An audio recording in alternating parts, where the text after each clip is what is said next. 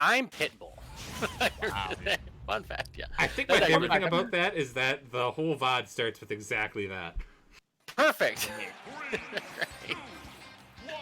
It's exactly what we're looking for. So getting into game 1 here. Oh, he plays Simon. Wow, that's bold. It's Bull. That is Bull.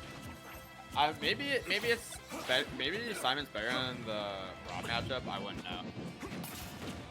But getting this game 1 here, Mr.Worldwide getting off to a good start, keeping this Rob at bay. Big Boss hasn't been able to get to center stage since go. No. Yeah, Big Boss trying to utilize those tools that Rob has, trying to kind of get him in those traps with the top and push him into it. But looks like Mr. Worldwide fully aware of what's about to be thrown at him. Looks like he playing real smart, might have some good amount of matchup data, but getting caught in that jab lock for a second, not falling for that side B as he recovers and able to get back to stage, but he is still getting the pressure put on him. We are tied at 101 apiece here with 3 stocks each in game number 1. Oh no, he lost his jump there with that back air off the ledge.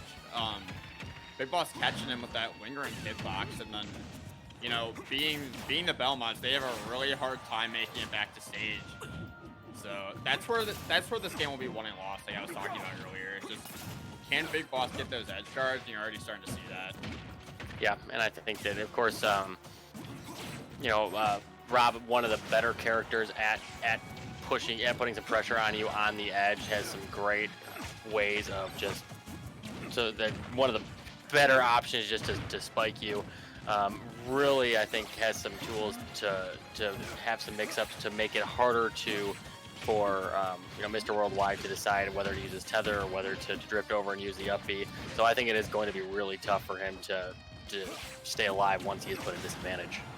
Yeah, after Mr. Worldwide lost that first stock, all momentum is on Big Boss's side right now. He's in control for most of the game. Hasn't taken up a lot of damage. And this is gonna live for a long time. Yeah, he is. That's one thing people, he's a big metal robot. He is a heavy person. He is a heavy dude, but he's one of those characters. You smack him in the face real good when he's up near 150, up near 200, and you're like, why aren't you dead yet? And just starts to drain on you and just starts to be one of those emotional just roller coasters. It just kind of really gets frustrating. And you're dead. Yep. That's what I'm saying, is it's just, once he's stuck in the corner, Mr. Worldwide's having a hard time getting out of it.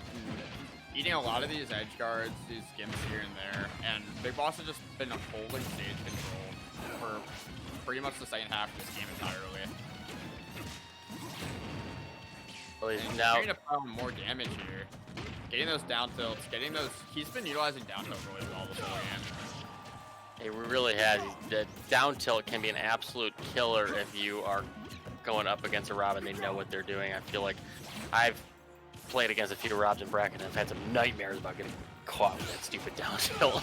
So you pretty much just have to roll away. Yeah. You have to get the time right, and that's much easier said than done online, where, inputs like that are so much tighter, and sometimes the game will say, no, you didn't do that. So definitely understand the pain that Mr. Worldwide's going through right now, and he really needs to get something going here if he wants to stay in this game 1. Big Boss finally able to get back stage. Good job shielding the Holy Cross. Gets him with the down smash. Follows up and with the exact read, catches him with the up smash as he gets out of the hole and finishes out game number 1. Big Boss up 1-0. You'll typically see Rob players go for an up air to catch that jump timing. But he just absolutely had that perfectly with the up smash, so he didn't even need to wait.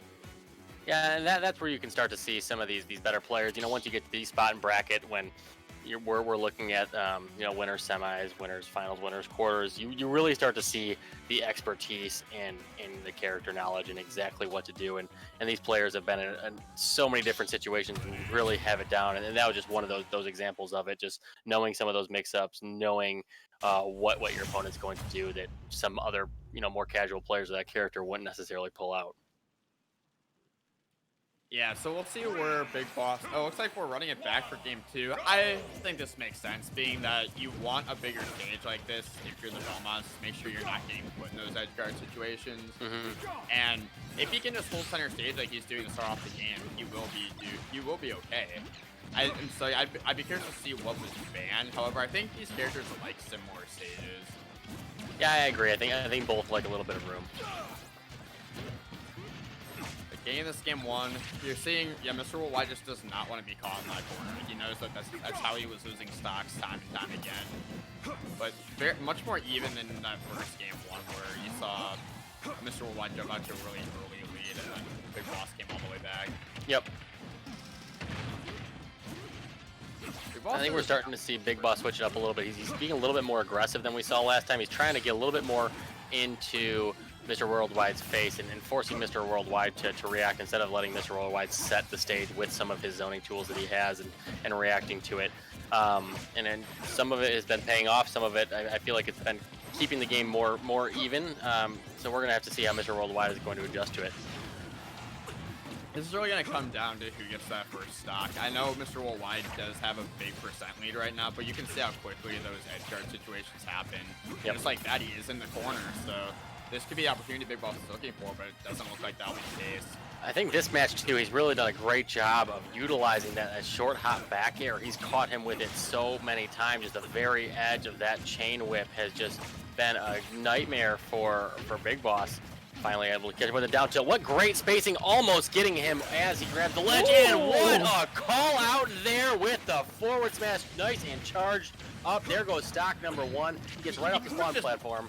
I thought he was just going to go for the second hit. I thought he was bringing it to get center stage, but no, he just put him in a...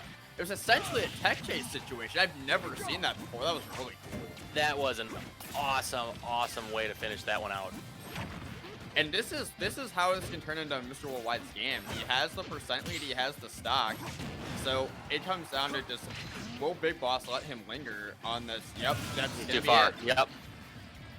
But 60% extra credit is very, very solid. Oh yeah, especially considering that he needs every little bit of momentum swing he can get after last game would just seem to be so frustrating for him. But off that platform, oh, wow, that was scary. All right, but yeah, with that back air. The zoning you're talking about earlier with the forward airs, the back airs, that's really been what's been keeping him in the lead. But just like that, Big Boss is starting to sneak his way back into this game. Right, but Mr. Worldwide, he has to keep his cool. He can't let that little bit, the percent back in that. Oh no, that didn't kill. Are you kidding me? That has to definitely be like a vertical trajectory. Yeah, that's got to be so frustrating. You're like 8 pixels away from the blast zone and send them straight up instead of forward. Man, that's a tough spot to be. Get him again with puts him in the hole. What a good idea there. The up tilt, just reading it straight into the up air.